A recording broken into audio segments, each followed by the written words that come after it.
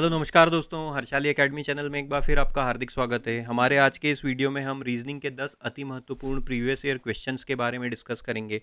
हमारे आज के इस वीडियो में हम एमटीएस जुलाई 2022 के प्रश्न पत्र में रीजनिंग के जो प्रश्न पूछे गए थे उनके बारे में डिस्कस करेंगे। हमारी इस वीडियो सीरीज़ में हम SSC CGL, SSC MTS, CHSL, GD, UP police सभी के प्रीवियस ईयर क्वेश्चंस के बारे में डिस्कस कर रहे हैं, जिसकी लिंक हमने डिस्क्रिप्शन में दी हुई है। साथ ही में चैनल की मेन प्लेलिस्ट में भी अवेलेबल है, आप वे सभी वीडियो भी देखिए ताकि आपको ये समझ में आए कि हम किस डिफ़िकल्टी लेवल के प्रश्न हमें आने वाली परीक्षाओं में पूछे जाने वाले हैं, क्या परीक्षा में पूछे जाने वाले प्रश्नों का ट्रेंड है। हमने लगभग सभी सब्जेक्ट के प्रश्न इस वीडियो में इंक्लूड करने की कोशिश की है दोस्तों। आइए दोस्तों शुरू करते हैं। आज का हमारा जो पहला प्रश्न है वह कोडिंग डिकोडिंग से संबंधित है, अल्फ़ाबेट की कोडिंग से संबंधित प्रश्न है। एक निश्चित कोड भाषा में हमसे कहा गया है ACD को 12 के रूप में कोडित किया जाता है, BEE को 10 के रूप में कोडित किया जाता है। ECG का क्या कोड होगा ये हमको ज्ञात करना है। अब देखिए, जब भी अल्फ़ाबेट की कोडिंग से संबंधित प्रश्न आता है और स्पेशली जब उसको एक नंबर के रूप में कोडित किया जाता है अल्फ़ाबेट को या किसी अल्फ़ाबेट के ग्रुप को, लेटर्स के ग्रुप को, तो हमें प्लेस वैल्यू का कॉन्सेप्ट लगाना होता है। ए की प्लेस वैल्यू होती है 1, सी की प्लेस वैल्यू होती है 3 और डी की प्लेस वैल्यू होती है 4। डी की प्लेस वैल्यू होती है 4। अब देखते हैं इससे हम 12 कैसे बना सकते हैं, क्योंकि इसको 12 के रूप में लिखा गया है। तो अगर हम देखें 1 और 3 का आपस में गुणा कर दें तो 3 मिलता है, 3 और 4 का आपस में गुणा कर दें तो 12 मिलता है। मतलब क्या हुआ कि जो उनकी प्लेस वैल्यू थी उनका आपस में गुणा कर दिया गया। बी ई ए में भी यही हुआ है, क्या देख लेते हैं। बी की प्लेस वैल्यू होती है 2, ई होता है 5 पे और ए होता है 1 पे। इसको आपस में गुणा कर दें, 5 दूना 10 और 10 में 1 का गुणा करने पे मिलता है 10, जो कि BEA का कोड है। मतलब कि जो भी यहाँ पे लेटर दिए हुए हैं उनकी प्लेस वैल्यू लिखी गई है और उनका आपस में गुणा किया गया है। तो ECG के लिए क्या हो जाएगा, ECG के लिए E होता है 5 पे गुणित C होता है 3 पे और G होता है 7 पे। तो 5 तिया 15 और 15 में 7 का गुणा करने पे हमको मिलता है 105। ऑप्शन नंबर 1 हमारा सही उत्तर होगा दोस्तों। आगे बढ़ते हैं। क्लासिफिकेशन से संबंधित प्रश्न है। ट्रैक को इस प्रकार से कोडित किया गया है, तो अब यहाँ पे हमें ऑप्शन में से ज्ञात करना है कि किसमें यही रीजनिंग लगी हुई है। अब देखिए, ट्रैक लिखा हुआ है यहाँ पे TRACK, और इसको कैसे कोडित किया गया है IAYPR के रूप में। टी की प्लेस वैल्यू होती है 20, आर की होती है 18, ए की होती है 1, सी की होती है 3 और के की होती है 11। इसी प्रकार आई होता है 9 पे, ए होता है 1 पे, वाई होता है 25 पे, पी होता है 16 पे और आर होता है 18 पे। तो अब अगर हम इसको वर्टिकली कनेक्ट करने की कोशिश करें तो देखते हैं क्या मिलता है। 20 से 9 पे आए मतलब -11 हुआ, 18 से 1 पे आए मतलब -17 हुआ। यहाँ पे 1 से लेके 24 है, अगर इसकी सेकंड सीरीज की प्लेस वैल्यू लिखें तो वो होती 27, 27 से 25 मतलब -2। हमें कोई भी सिमेट्री नहीं मिल रही है। डायगोनली करने की कोशिश करते हैं तो यहाँ पे देखते हैं 20 से लेके 18 पे आए -2, 18 से लेके 16 मतलब -2, 27 से लेके 25 मतलब -2। तो हाँ, यहाँ पे डायगोनली -2 किया गया है। यहाँ पे देखिए 18 से 16 -2, 27 से 25 -2, 3 से लेके 1 -2 और 11 से लेके 9 -2। अब इसमें किसमें ये -2 वाला कॉन्सेप्ट लगा है ये हमको हल करना है। परीक्षा में जब भी ऐसा आता है तो हम समय बचाने के लिए क्या करेंगे, हम शुरू के और अंत के लेटर देखने की कोशिश करेंगे। तो इसका जो शुरू का लेटर है P है यहाँ पे, और ये क्या हो जाएगा जब डायगोनली बनेगा तो ये हमारा जो है अंत का लेटर बन जाता है। हमने अभी यहाँ पे देखा कि ये वाला जो है वो आखिरी में चले जाता है, P 16 पे, और यहाँ पे अंत में क्या मिल रहा है B जो 2 पे है। तो ये वाला ऑप्शन तो हमारा रूल आउट हो गया। S है हमारा 19 पे और Q है हमारा 17 पे, तो ये वाला हमारा ऑप्शन हो सकता है। T है हमारा 20 पे और R है 18 पे। इसी प्रकार देखिए R है यहाँ पे 18 पे और P है यहाँ पे 16 पे। अभी मैं ऑप्शन 2 ही हल कर रहा हूँ। अब उसके बाद देखिए A है फर्स्ट सीरीज प्लेस वैल्यू में 1 है और सेकंड सीरीज प्लेस वैल्यू में 27, तो 27 है और यहाँ पे है 25, तो ये भी -2 हुआ। और अंत में देखिए W है 23 पे और U है 21 पे, तो इसमें ऑप्शन नंबर 2 में ये लॉजिक लग रहा है। ऑप्शन नंबर 2 हमारा सही उत्तर साबित होगा दोस्तों। आगे बढ़ते हैं। मिरर इमेज से संबंधित प्रश्न है। जब दर्पण को रेखा एम एन पे रखा जाएगा तो ये आकृति कैसी बनेगी हमको ज्ञात करना है। तो अब मिरर इमेज जब टी की बनेगी नीचे की तरफ तो कैसा बनेगा, जो सबसे पास वाला ऑब्जेक्ट है सबसे पहले बनता है, तो ये वर्टिकल लाइन सबसे पहले बनेगी और टी इस प्रकार बनेगा। ऑप्शन में देखिए सभी में ये दिया हुआ है तो हमें अगले लेटर पे चलना पड़ेगा। ये कैसा बनेगा, ये वाई इस प्रकार से बनेगा, ये भी सभी ऑप्शन में दिया हुआ है तो हमें फिर अगले लेटर पे चलना पड़ेगा। अब देखिए ये 6 है, ये 6 किस प्रकार का बन जाएगा, 6 हमारा इस प्रकार से बनेगा दोस्तों, इस प्रकार से 6 बन जाएगा ये हिंदी के 9 की तरह। तो हिंदी का 9 किस में दिया हुआ है, पहले ऑप्शन में दिया है, दूसरे में दिया है, तीसरे में गलत है तो तीसरा वाला ऑप्शन रूल आउट हुआ। अब एल है तो एल कैसा बनेगा, एल इस प्रकार से बनेगा, ये इस प्रकार से बनेगा। तो ये किस किस ऑप्शन में दिया हुआ है, ये सभी ऑप्शन में दिया हुआ है। अब 4 पे आते हैं, 4 कैसा बनेगा दोस्तों, 4 इस प्रकार से बनेगा, ये भी पहले में भी दिया है, दूसरे में भी दिया है, चौथे में भी दिया है। अब 5 है, 5 कैसा बनेगा,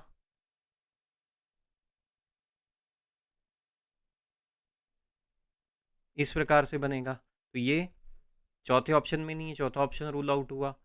अब दूसरे अंत में आते हैं 2 पे, तो 2 कैसा बनेगा, 2 इस प्रकार से बनेगा,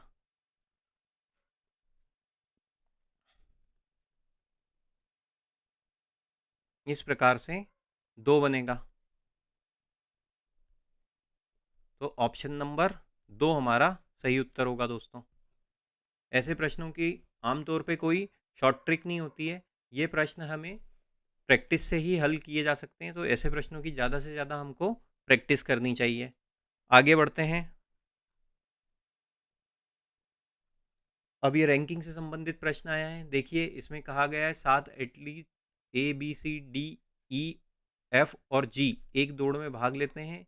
अब उसकी जो कुछ कंडीशंस दी हुई है, हमसे ये पूछा गया है कौन सा एथलीट पहले से चौथे स्थान पे, ये हमको ज्ञात करना है। 7 एथलीट हैं, अब एक दौड़ में भाग लेते हैं, तो दौड़ में जब हम भाग लेंगे तो हमको कैसे दिखेंगे, या तो इस प्रकार से दौड़ते हुए दिखेंगे या फिर इस प्रकार से दौड़ते हुए दिखेंगे। कौन आगे कौन पीछे ये हमको ज्ञात करना है। अब क्या कहा गया है हमसे, ई ए से आगे हैं, मान लेते हैं कि इस दिशा में ये रेस चल रही है। अब क्या कहा गया है, ई ए से आगे है, ई जो है वो किससे आगे है, ए से आगे है, इस प्रकार से ये जहाँ पे भी है ई ए से आगे है। ये पहला स्टेटमेंट से हमको मिलता है। दूसरे स्टेटमेंट से, अच्छा इसमें और आगे का एक हिस्सा और था लेकिन एफ से पीछे है, ई जो है ए से आगे है और एफ से पीछे है, तो एफ उसके आगे है कहीं पे, इस तरीके से एक ये पहले स्टेटमेंट से मिल रहा है। अब दूसरे स्टेटमेंट क्या कहा गया है, डी केवल 2 एथलीट से आगे हैं। तो अगर मान लेते हैं 7 लोग इस प्रकार से इस दिशा में चल रहे हैं, इस दिशा में चल रहे हैं, तो 7 लोग कैसे हो जाएंगे, ये हो गई 7, 1 2 3 4 5 6 और ये हो गया 7। अब क्या कहा गया है, डी केवल 2 एथलीट से आगे है, तो यहाँ पे जो पहले आएगा वो सबसे पहला, फिर ये दूसरे नंबर पे और ये सबसे अंत में ये हो जाएगा फर्स्ट, क्योंकि इस दिशा में दौड़ रहे हैं, और ये हो जाएगा लास्ट। अब डी किससे हैं, केवल 2 एथलीट से आगे हैं, तो डी के पहले, डी के बाद में 2 एथलीट हो जाएंगे, तो डी कहाँ पे हो जाएगा, यहाँ पे हो जाएगा। अब क्या कहा गया है, जी अंतिम स्थान पर चल रहा है, जी जो है अंतिम स्थान, अंतिम स्थान कौन सा हो गया, ये हो गया। सी केवल 2 एथलीट से पीछे चल रहा है, सी जो है वो 2 एथलीट से पीछे चल रहा है, मतलब सी के आगे 2 व्यक्ति, तो सी कहाँ पे आ जाएगा, यहाँ पे आ जाएगा। अब क्या कहा गया है, एफ पहला नहीं है, तो कौन सा एथलीट पहले से चौथे स्थान पे, पीछे से चौथे स्थान पे चल रहा है। एक कंडीशन अब हमको क्या दी है, हमको ये दी है ए ई एफ इस प्रकार से बन रहा है। अब एफ कहाँ पे आ सकता है, मान लेते हैं अगर एफ यहाँ पे आ रहा है तो ई आ सकता है क्या कहीं पे, अगर ई यहाँ तो आ नहीं सकता तो फिर ई को यहाँ आना पड़ेगा, लेकिन उसके पीछे ए होना चाहिए, तो ए यहाँ तो हो नहीं सकता, तो एफ के लिए ये जगह तो नहीं है दोस्तों। अब फिर कौन सी जगह खाली बच रही है, हमको ये भी कहा गया है कि एफ पहला नहीं है, तो एफ के लिए जो एकमात्र जगह बच रही है वो ये बच रही है। अगर एफ यहाँ पे आता है तो ई कहाँ पे आएगा, ई यहाँ पे आएगा, और ए कहाँ आएगा, ए यहाँ पे आएगा। और अब कौन सा बच रहा है एकमात्र एथलीट, ए के बाद बी बच रहा है, क्योंकि सी डी ई एफ और जी भी आ गया है, तो यहाँ पे ये बी आ जाएगा। अब फिर से सभी कंडीशन एक बार फिर से मिला के देख लेते हैं। जो ई है ए से आगे है लेकिन एफ से पीछे है, ई किससे आगे है, ए से आगे है लेकिन एफ से पीछे है। डी केवल 2 एथलीट से आगे है, डी यहाँ पे उसके पीछे 2 एथलीट है। जी अंतिम स्थान पे है, जी अंतिम स्थान पे। सी केवल 2 एथलीट से पीछे चल रहा है, तो सी के आगे 2 एथलीट है। एफ पहला नहीं है, तो एफ पहला नहीं है। अब हमसे क्या पूछा गया है, पीछे से चौथे स्थान पे कौन है, तो पीछे से पहला स्थान ये हो गया, दूसरा ये हो गया, तीसरा ये हो गया और चौथा ये हो गया। कौन है यहाँ पे, ई है, तो ऑप्शन नंबर 2 हमारा सही उत्तर होगा दोस्तों। आगे बढ़ते हैं, नंबर सेट से संबंधित प्रश्न हैं। अब यहाँ पे 2 नंबर सेट दिए हुए हैं, उनके बीच में जो लॉजिक लगा है उसी लॉजिक के आधार पे हमें हमारा उत्तर ऑप्शन में से ज्ञात करना है। क्या कहा गया है हमको यहाँ पे, 12, 8 और 16। तो अब जब भी इस प्रकार के प्रश्न आते हैं नंबर से संबंधित, हमको एक दो चीज़ें ध्यान रखनी होती है कि नंबर के बीच का डिफरेंस क्या है, और स्क्वायर या क्यूब की सहायता से हम इसको हल कर सकते हैं या फिर डिफरेंस की सहायता से हल कर सकते हैं। अब देखिए यहाँ पे कितने का अंतर हो गया, ये -4 का अंतर हो गया और ये +8 का अंतर हो गया। लेकिन दूसरे वाले में ये लॉजिक नहीं लगा, यहाँ -12 का और यहाँ पे 134 का अंतर है।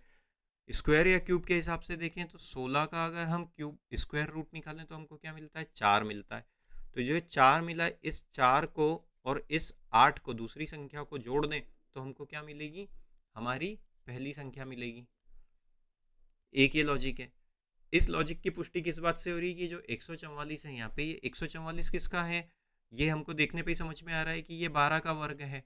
तो 12 को और 10 को अगर हम जोड़ दें तो हमको क्या मिलता है, 22 मिलता है। मतलब अंतिम संख्या जो है उसका वर्गमूल निकाला गया है और उसको दूसरी संख्या में जोड़ा गया है, तो पहली संख्या मिल रही है।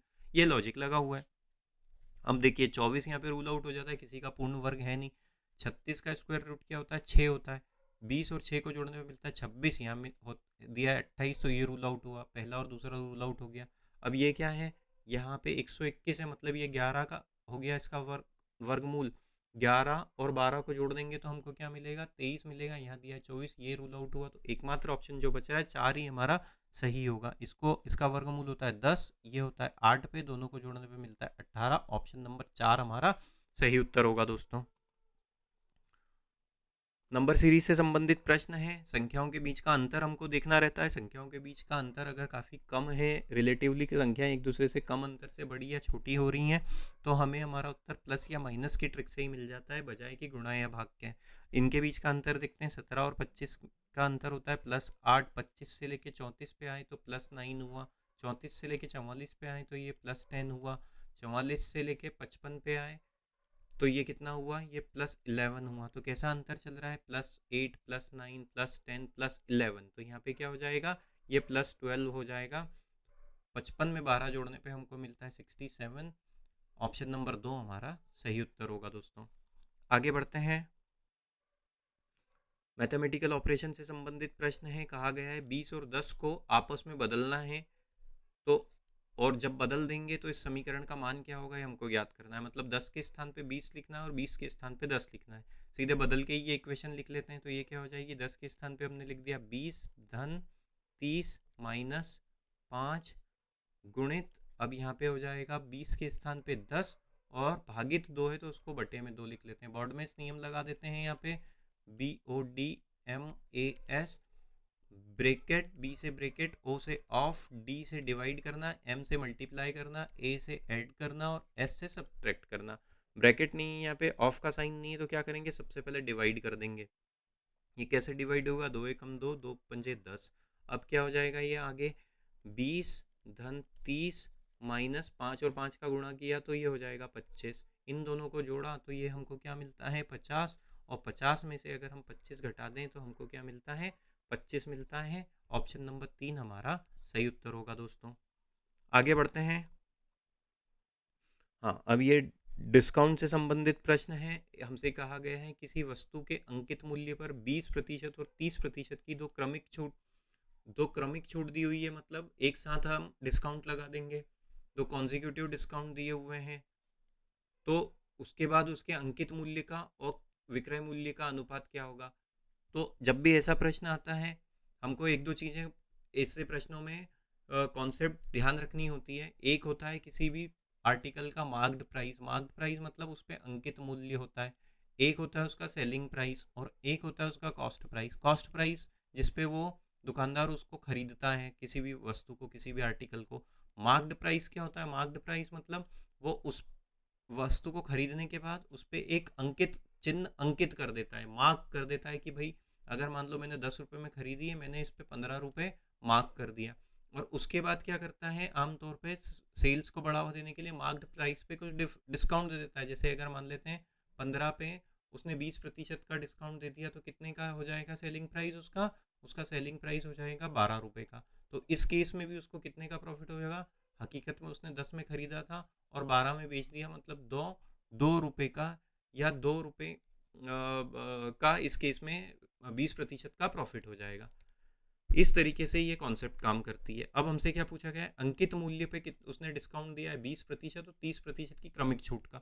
छूट जब भी मिलती है तो हमको क्या करना होता है? उसको 100 में से घटा देना होता है। तो मान लेते हैं कि उसका अंकित मूल्य कितना था, उसका मार्क्ड प्राइस था 100। अब 100 पे उसने कितने की डिस्काउंट दिया है? 100 पे उसने दिया है, तो सेलिंग प्राइस क्या हो जाएगा उसका? 100 पे पहले जो डिस्काउंट दिया वो 20% का दिया, मतलब 100 का 80% निकालेंगे हम। 100 का 80% निकालेंगे, 80% मतलब 80/100। और दूसरा डिस्काउंट क्या दिया? ये जो संख्या मिलेगी उसका 30% निकालेंगे। उसमें 30% का डिस्काउंट देंगे, मतलब क्या हो जाएगा? 70% निकालेंगे 30% का डिस्काउंट देने के बाद। तो ये उसका सेलिंग प्राइस निकल के आ गया। ये 100 से 100 कट गया, यहाँ पे एक जीरो, ये 2 जीरो से ये 2 जीरो कट गई, तो उसका सेलिंग प्राइस क्या हो गया? सेलिंग प्राइस हो गया 56। और मार्क्ड प्राइस क्या था? हमने माना था 100। हमसे क्या पूछा गया है? अंकित मूल्य मतलब मार्क्ड प्राइस और विक्रय मूल्य एसपी, एमपी और एसपी का रेशो पूछा है। एमपी है 100 पे और एसपी है 56 पे। इसको काट देते हैं तो ये हमको क्या मिलेगा? 4 से काटा ये हो गया 25 और इसको 4 से काटा तो ये हो गया 14। 25:14, ऑप्शन नंबर 1 हमारा सही उत्तर होगा दोस्तों। आगे बढ़ते हैं। यदि ए बराबर इतना है, बी बराबर इतना है, तो बी ए से लगभग कितना प्रतिशत अधिक है? परसेंटेज का सवाल है। ए दिया हुआ है हमको 1300, बी दिया है हमको 1450। हमसे क्या पूछा गया है? बी ए से कितना प्रतिशत अधिक है? बी बड़ा है, ए छोटा है। बी और ए में अंतर कितना हो गया? बी माइनस ए में अंतर हो गया 1450 माइनस 1300, कितना अंतर हो गया? 150।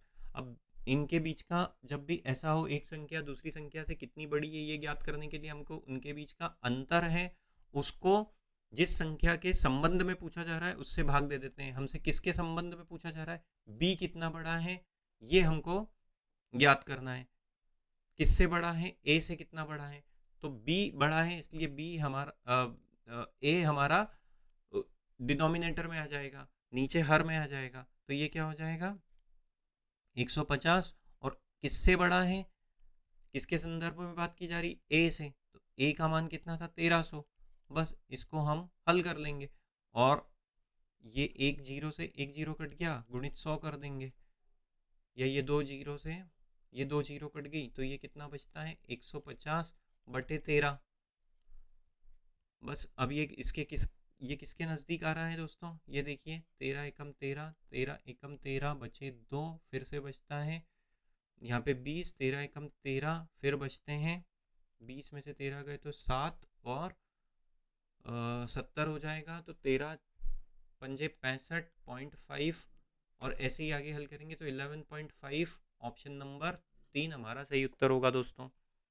आगे बढ़ते हैं। इस समीकरण को हल करना है हमको। बॉडमेस नियम लगेगा। मैथमेटिकल ऑपरेशन जब भी आता है तो बॉडमेस नियम लगाते हैं। Bracket of divide multiply addition subtraction. तो हम यहाँ पे सबसे पहले ब्रैकेट को हल करेंगे। ब्रैकेट के अंदर 4/2 दिया हुआ है, तो ये क्या हो जाएगा? 25 माइनस 4/2 मतलब 2 हो गया, धन 11.5 धन 9.5। मल्टीप्लाई है नहीं तो अब ऐड कर देते हैं, जितनी भी प्लस की साइन की संख्या है उनको ऐड कर देंगे। तो ये क्या हो, 11 और 9 20, और आधा आधा ये हो गया तो 21। 21 और 25 को जोड़ देंगे तो हमको मिलता है 46, और -2 कर देंगे तो कितना मिलता है 44। ऑप्शन नंबर 2 हमारा सही उत्तर होगा। उम्मीद करते हैं दोस्तों वीडियो आपको पसंद आया होगा। इसी प्रकार का कंटेंट पाने के लिए हमारे वीडियो से, हमारे चैनल से जुड़े रहिए। इस वीडियो को सब्सक्राइब कीजिए, शेयर कीजिए। Thank you.